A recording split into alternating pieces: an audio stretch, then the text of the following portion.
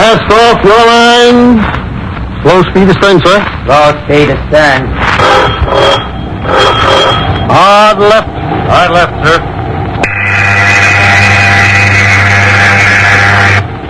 Men at Sea.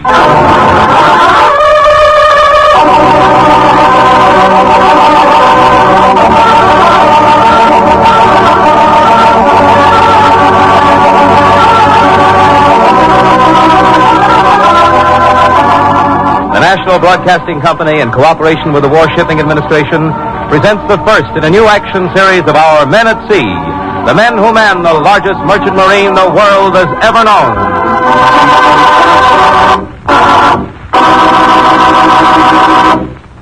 My name is Dave Hammond. I'm chief mate on the Liberty ship Isaac Perry. I just got back from a long run, and I'm spending a little time with my wife and 3-year-old son for a change. I don't think most people realize how much water there is west of the Golden Gate. I guess you can't realize it until you're out on it 30 or 40 days. And this story is about a bunch of guys, ordinary guys, who made the Pacific run with me. And about one guy in particular, the chief radio operator. Sparks, what we call him on the ship. We're tied up, loading at Frisco. We're just about finishing up the lower holds. 2 new members of the crew, Harry Parker and A.B. and Bill Southey, an ordinary seaman, were coming up the pier. There she is, Harry, the Isaac Perry. How's she look? Well, you can see for yourself. Another Liberty ship. Another flat-bottomed bathtub. Roll in the calm as sea like a gas hound 2 hours after a payoff. Yep, the last one sure did roll, didn't she? What do you mean, the last one? The last one you were on was the first one you were on. Okay, so I wasn't born in a life raft and raised in a barge like you were. Hey, what's that? What's what? What's they're loading there? Bombs, son. Ain't you never seen bombs before? You know, them things... Bombs, huh? Well, don't let it worry you. I was on a tanker once that carried frozen nitro in 3 of the tanks and water ballast in the rest. Nitroglycerin? That's the stuff. You see this gray hair? Yeah. That's what I got for worrying on that trip. It don't pay. Hey, Mac, have you seen the chief mate around? Hello? No, I haven't. You new men for the deck department? Yeah, what do you do? I'm the chief radio operator. Oh, that's a nice payload they're putting in there. Yeah. They were putting those new type fire bombs in 4-on-5. Boy, this really is a hot ship, isn't it? I've seen hotter. You been with the ship long? About 16 months. Hey, you found a home here, huh? You've been making the Pacific run all this time? Yep. Well, come on, spit it out, kid. It's nothing much. I just wanted to ask you if you ever ran in any of those Jap suicide planes. No, this ship's always seemed to have avoided action. That is, so far. What's the matter, kid? You're not worried about suicide planes, are you? No, just curious, I guess. It wouldn't pay to worry anyway. Worry never stopped Jap planes. There's something up there that will. Those guns? Yep, those guns. There's 20 millimeters up there. That's right. Not a chance. You might as well dive overboard for all the good they'll do you against suicide planes. Oh, I don't know. I've been handling them quite a lot. Just practice, of course. I think they're pretty good. Well, now you look like a sport. I'll tell you what. If we ever get attacked, I'll bet you $25 we don't shoot any of them down with those guns. What do you say? Well, I don't like to gamble on something like that, but... All right, it's a bet. That's a sure thing. If I lose, they'll never be around to pay you off anyway. Hiya, brother. What's the laugh? Hello, bosun. Yeah. Man, this is Blackie, the bosun. Hiya, Hiya, boys. We just made a little bet, this chap and I. His $25 says we might as well not have those guns aboard in case a Jap plane ever attacks. Oh, so that was what was so funny, huh? Well, we all got our own brand of humor. Well, is it... Say, you ought to take care of that cold, Spark. Yeah, well, I'll see you fellas later. So long. Goodbye, Sparks. Well, Bosun, as Sparks was saying, we're a couple of new men. Yeah. Say, fella, if I were you, I wouldn't say anything like that to Sparks again. Who, me? Like what? What did I say? You told Sparks to take care of his cold. Notice how funny he answered you? Oh. Well, anyway, that's no cold. That's a bum lung. Good. Gosh, I'll bet he's sensitive, isn't he? Well, what do you expect? Gee, I didn't mean to hurt the guy. And what's he sailing for? He don't have to ship with a lung on the fritz. Well, the old man tried to talk him into staying home this trip, but it's no good. Besides, he's a good man, and it's his life. Me and my big mouth. I sure hope I can square myself with him. You want to bet on it?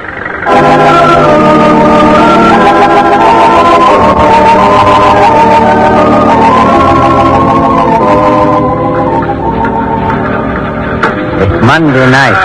We're just about ready to shove off. All shore leave is ended at 8 o'clock. The carpenters are working away at shoring up the deck cargo and building the catwalk fore and aft on the starboard side so that the crew can get to the guns and the emergency stations. The riggers are securing the trucks and huge crates with heavy wire and turnbuckles. The deck crew is working at number 2, topping the booms and lashing the rigging down securely for speed. We're scheduled to pull out at 4 in the morning. It's now 11 p.m. Thanks, that jumbo black good up there. We're the one that's knocking around when she rolls. Harry, take your sidekick and help Spark put that aerial up. Okay. Come on, Bill.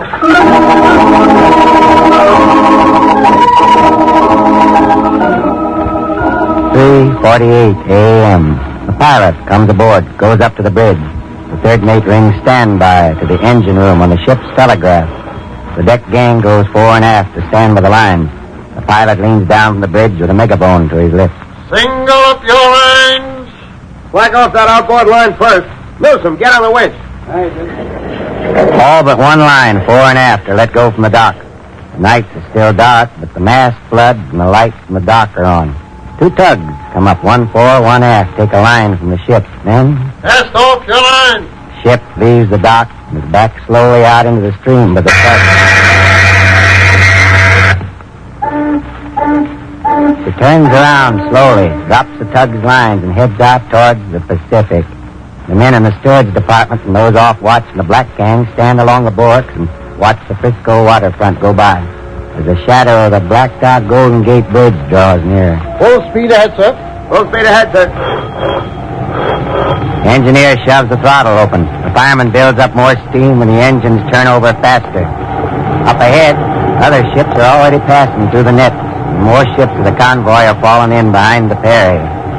Outward bound, into the long swells of the Pacific, and 8,000 miles to go.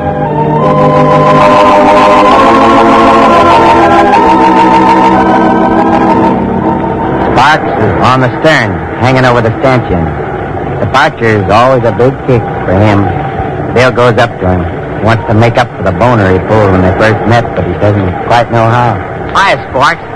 Oh, hello, Bill, isn't it? That's it. You're glad to be out again?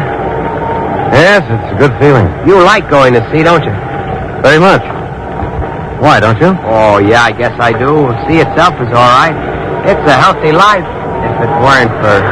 If it weren't for the tin fishes and the metal birds, is that it? That's about it.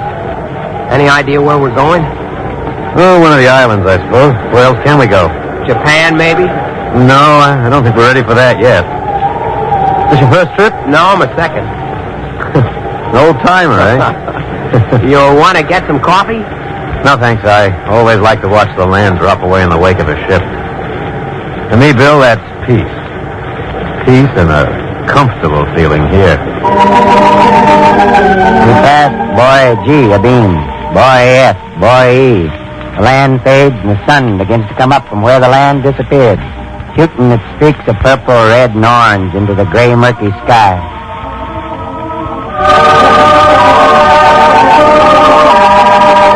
Thursday, the third day out, overcast and cloudy, smooth, following sea, average RPM 71.4. We've covered approximately 650 miles, which leaves only about 7,350 ahead of us.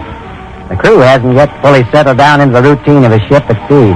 They've all got petty beefs of one sort or another. The deck engineer. Hey, look, first, I can't sleep in the same room with them oilers. You got one dopey young kid in there, that Byron. Every time he goes on watch, he switches on the light and makes a racket. It's no use talking to him. He's a nut. Now, the wipers have a full... Pancho, the chief cook, has a beef with the steward. Hey, Stuart, why that saloon messman in same forecastle with cook? I never been in no ship with messman in forecastle with cook. 4 men in that small forecastle. He's too hot. Maybe you take him out. Put him some other... And Blackie, the bosun, has a beef with Pancho, the cook. Hey, where do you think you're cooking? Down in Panama City? You trying to kill a guy with all that pepper in the soup? Just because you like it hot don't mean we all like it that way. If I want pepper in my soup, I'll put it in there myself. That's the way it is before a crew gets adjusted to each other for the long days ahead. They scrape off the differences on each other's hides until they become a smooth-working, cooperative crew.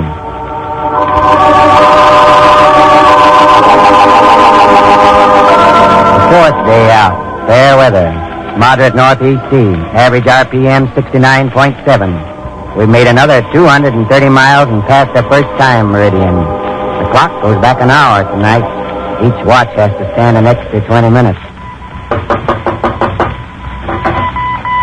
Oh, hello, Bill. Come on in. Thanks, Sparks. I thought I'd drop in. Say, do you have a book on Morse code and semaphore you can lend me? I'd like to study it. Sure. Let's see. Yeah, here's one. Oh, swell. Like to be a mate someday, Bill, huh? Well, if the war lasts long enough, I hope I can work my way up. When it's over, back I go to Ohio to my old job and to my wife and my kids. You have a kid, Bill? Little daughter, 3 years old. Here's a picture of her with my wife. Yeah, you're nice, Bill. You're a lucky guy. I know it. Hey, what kind of a job did you have, if I'm not too inquisitive? Oh, a traveling salesman for a commission bakery. Doing pretty well, too. How old are you, Bill? 26. I don't look it, do I? Certainly don't. You been a ship's radio operator all your life, Spark? No, I'm a wartime sailor like you are. Well, what did you do before that, if I'm not too inquisitive? I was the chief engineer for a radio station. 50,000 water down in Texas. I must have paid pretty well, huh? Not bad. About 8,000 a year. What made you give up something like that? That was essential, wasn't it? I suppose it was. I didn't have to worry. I was 4F anyway. Not easy to explain, but a man sort of hates to feel left out. Everybody was going off to war, and there I was with a nice soft job. So when the Merchant Marine called for ship's radio operators, I just... Well... anyway, I'm not sorry. I see. Say, are you going to let that bet with Harry stand? I mean, about the gun and the suicide plane? Sure, why not? I've been practicing quite a bit on previous trips with those guns, and I'm pretty certain they could knock a Jap suicide plane out of the air. Of course, it won't be up to me, but I believe $25 worth in the Navy gun crew. I hope they never get near enough so we have to knock them down. Well, thanks for the book. Forget it. Hey, come on a gun with me when we have Gunville. I'll show you what I mean. You mean help fire it? Sure, maybe they'll let you load for me. Gee, Sparks, I'd sure like to. You really mean it? I'll speak to the Louie about it. Okay, it's a date.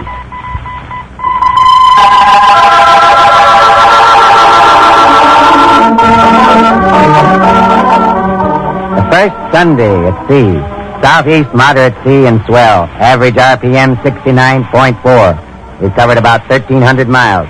6,700 still to go. The day men are off today. They're either sunning themselves on number 4 hatch or sitting over a bucket of soapy water, washing out their clothes, gassing away, taking it easy. Bill is washing his clothes, too. Harry comes down off the wheel at 10 o'clock for his coffee and stops to have a word with him. Well, look at the gravy, boys. Yeah, what are we steering? 237. Say, don't you guys ever get tired of taking it easy?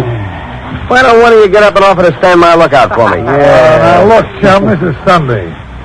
Day of rest, it says in the Bible. Right. You're not smart enough to get yourself a day job instead of standing a watch. Well, don't blame us. You know, I was always going to take a day job, but somehow I never got around to it.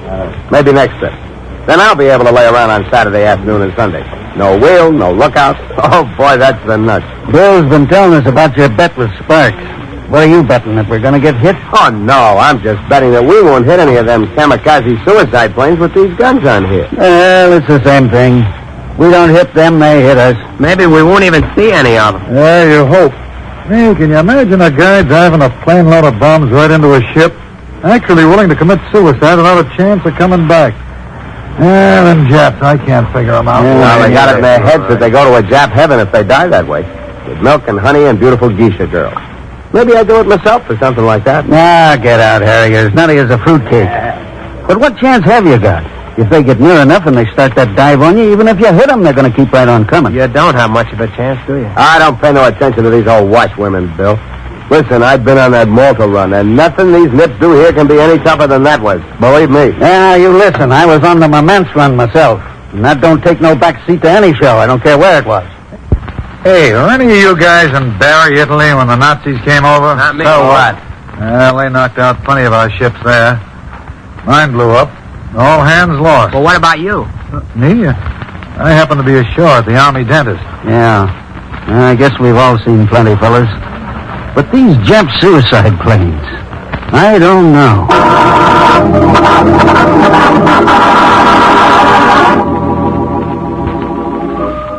Sunday is almost like any other day at sea. After dinner, some of the men return to their focuses to hit the sack or write letters or read a book. Some of them continue their washing or mending, sewing buttons on their shirts or raising the legs on a new pair of dungarees they just bought from the slop chest. Harry gets the blackjack game going in the mess hall after the tables have been cleared away. Put your money on the table, fellas. I want to see your bets. Okay. Right. All right, here we go. Look at that. Puts me out. Yeah, come on, deal 'em off. Hit me. Hiya, Sparks. You want to get into this? All right, what's your limit? $50. Oh, I thought you were a gambler. Well, anything you say, Sparks. I like a little action. $50 is only for these cheapskates here. Yeah, what do you get that stuff? No, I was only kidding. I don't want to play. Excuse me, fellas. So long, Sparks. You know something? That cough is getting bad. I think he's got more guts than anybody I've ever met in my life. Well, if I had what it looks like he has, I wouldn't be out here, I'll tell you that. I don't think any of us would. Yeah, you know, it's funny. I thought about him the other day when we had the first hour change. Kind of dirty pool turning the clock back on a guy like Sparks. He's already living on borrowed time as it is.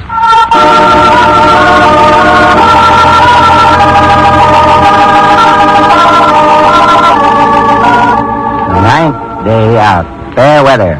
Moderate westerly swell. Average RPM 69.5. Now, 6,000 more to go. Gun drill today. Sparks is on the number 320 on the starboard side of the bridge, strapped in behind the cartwheel sight. Bill is standing by with a Navy gunner. Well, Lieutenant, when do we let go? Hold it, Sparks. I'll give you the word. See that crest of a wave out there? That one? That's it. Make out it's a Jap suicide plane. Let's see you get it. I hope there'll be a better target than that. Let it go, Sparks. You're getting him. What do you mean, getting him? I got him. Tell Harry to throw away my 25 bucks.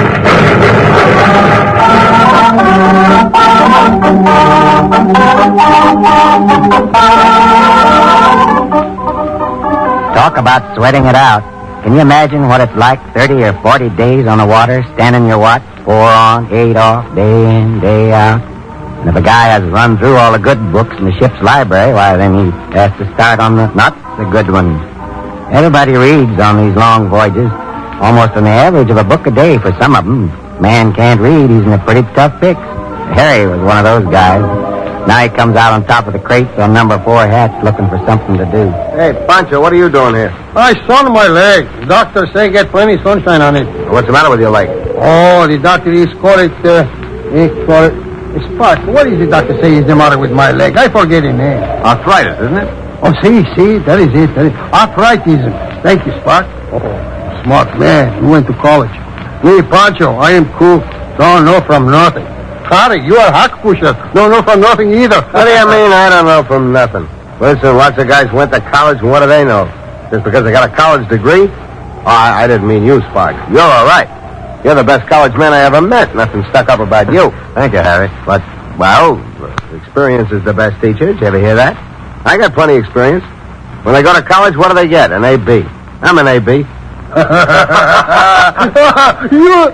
AB. I don't like to tell you what you are. Hey, didn't you get enough sun on that yet?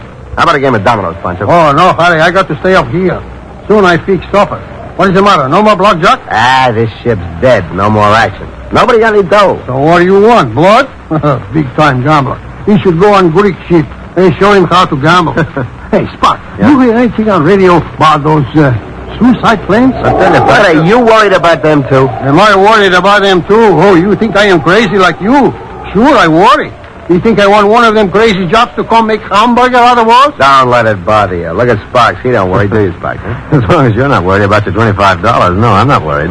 That's that guy. How about a game of dominoes with me? Huh? I don't know the game. Play your checkers, though. Okay, quarter a game? Honest to John, Harry, I think you'd bet on the time of day.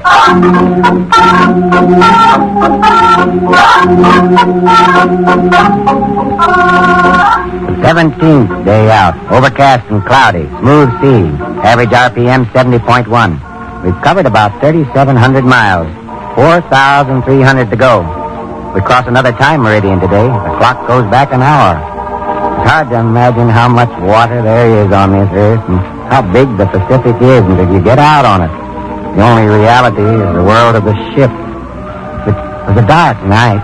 The sky was overcast, and Bill the Ordinary was groping his way along the catwalk on his way up the bow to relieve Harry on lookout. Harry, where are you? Right here. Stick your hand out. Oh. Gee, it's dark tonight. Now, you'll get used to it in a couple of minutes. Can you make out the ship ahead? Sure, it's right on the starboard bow. Uh-huh. Clock goes back another hour tonight. Again? Ah, that's the pain in the neck of shipping in the Pacific. The clock's always going back. We'll get it all back on the way home. Yeah. Well, keep your eyes peeled. Yeah, I saw Sparks standing up on the boat deck. He looks lonely somehow. Ah, poor guy. He's getting no better. He can't afford to lose too many hours. He's liable never to collect them back. Oh, don't say that, Harry. You're kind of chummy with the guy, aren't you? He's a pretty swell guy. There's a pot of fresh coffee in the mess hall for you. Thanks, kid. Takes about 10 minutes for Bill's eyes to become accustomed to the darkness, and gradually the shapes of the ships ahead and on the left become visible. He leans over the bulwark and watches the phosphorescent glow of the water as the prow of the ship cuts through it. He loves the solitude of it, the feel of the ship under him, rising up on each swell and then plowing down deep into the ocean again, making knots.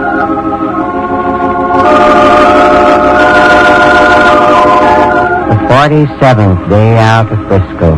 Moderate northwest sea, slightly cloudy. Average RPM 68.8. This is it. We're pulling into Okinawa-shima. From what we can see, it's a hilly, rocky island with patches of vegetation. At 16:47, we dropped the starboard anchor, 60 fathoms. No sooner did we drop the anchor than a flare went up from the shore. Air raid. All right, boys. Come on. Parks gets to the number 3 gun first and straps himself in behind the sight. Bill's there almost as fast. The Navy gunner is supposed to fire the gun when under attack, but everyone is too excited to know the difference, and besides, there isn't time. Put the earphones on, Phil, and start putting tension on those other magazines. You nervous? No, I'll be all right. Do not fire until I give the word. Do not fire until I give the word. Remember, there are ships at anchor all about us. Do not fire into them. Hold it and watch out for the other ship. Hey, look at that thing. It's stripped bare, no undercarriage. They're only meant to land on one place. That's on a ship. Fire! Fire! Fire! That one is coming right for us. Boy, give it to him! Give it to him! You're hitting up! They're going right into him! The flame! Watch out!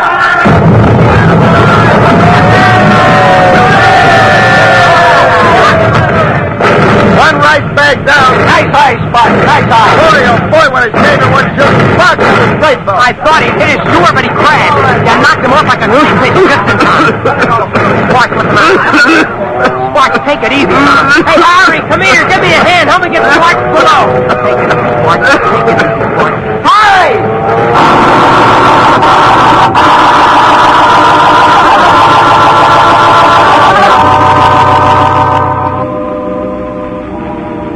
Sparks had to be removed from the ship and taken to an army hospital set up on the island. It had finally caught up with him. The army medics did what they could. After a few weeks, just before we were due to lift anchor again and pull out, some of the men and myself went to visit him. How you doing, Sparks? Fine, sir, fine. Hi, kid. Hello, Harry. Hi, Sparks. Hello, Sparks. Yeah, the Army certainly does take good care of you. You sure have you back in that Radio Shack before you know it. I brought you a clean deck, Sparks. You know, a little Canfield, maybe. Thanks. Be all right if I cheat a little now and then? Oh, sure, if the nurse ain't looking. I brought a couple of books for you, Sparks. We swapped our library with the Middleton. Thanks very much, Bill. How you coming along with your code? Not so good since I don't have you around to keep me studying. Oh, that's bad, Bill. This week, we're going out. Huh? Tomorrow. I see. So you can't take me back on board? Well... Somebody give me my pants. Now, wait, Sparks. Listen, fella. I hate to tell you, but... You're not taking me with you? We wanted to. The Army wouldn't allow it. You've got to stay here till you get stoned. Don't kid me, mate. You know I'm finished. I know it, too. It had to come sometime, but at least I always thought it would happen at sea. It's going to be nice checking out here alone, sure. Look, can't you get me back on the ship? I can't, Sparks. I'm sorry. I got some business. I gotta go eat. You'll be all right. Goodbye, fella. So long, Sparks. I'll write you everything, really. I will. I'll write about the men. Don't worry about me. Just take care of the Isaac Perry. And look, give that number 3 gun a pat on the snout for me, will you? Sparks, Yes, Harry? where do you want me to leave that 25 for you so you can pick it up when you get back to Frisco? Want to bet that 25 that I never get back to Frisco? No, now, don't say that. Wait a minute. Sure, I'll bet it. I'll bet you do. First time I knew you to take a sucker bet, Harry.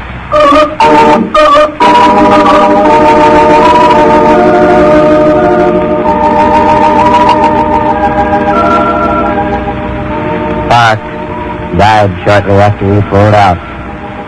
But his memory lived and returned with us as we settled into our position in the convoy. Course 83 true. Fair weather following sea. Average RPM 69.7. The dark night as Bill groped his way up to now bare deck to leave Harry on the bow. Harry! Where are you? Right here. Oh. It's dark out tonight. You'll get used to it. The ship ahead is slightly off the starboard bow. Uh-huh. Hey, the clock goes ahead tonight. 1 hour. First. Yeah. Sparks will never get those hours back. No. Well, that's the way it goes, kid. Keep your eyes peeled.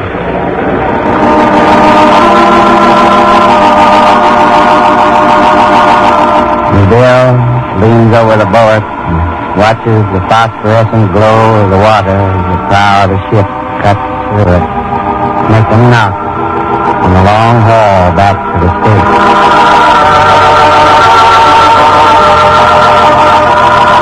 Now, Sparks will never get those hours back, but the rest of us got 'em because he plugged that Jap suicide plane before she hit us.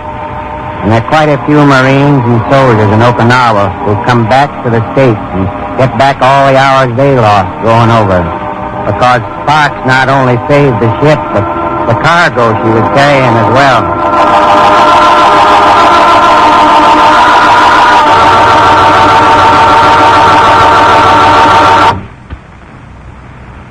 As you've heard from the story we just played, the Pacific haul is double the distance of the Atlantic.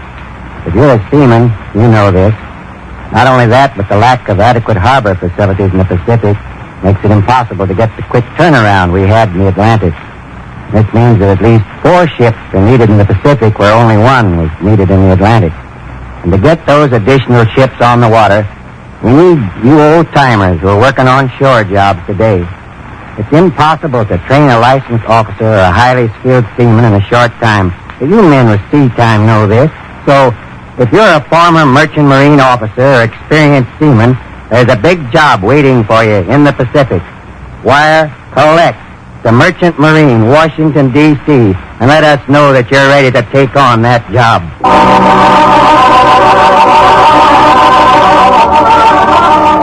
The Long Haul, written by Martin Seifert, was the first in the new series Men at Sea, a public service program presented by the National Broadcasting Company and its affiliated independent stations in cooperation with the Warshipping Administration. In today's story, the mate was played by Will Geer. Others featured in the cast were Alexander Scorby, Mason Adams, and Harold Huber. The production was directed by Ira Avery. This is the National Broadcasting Company.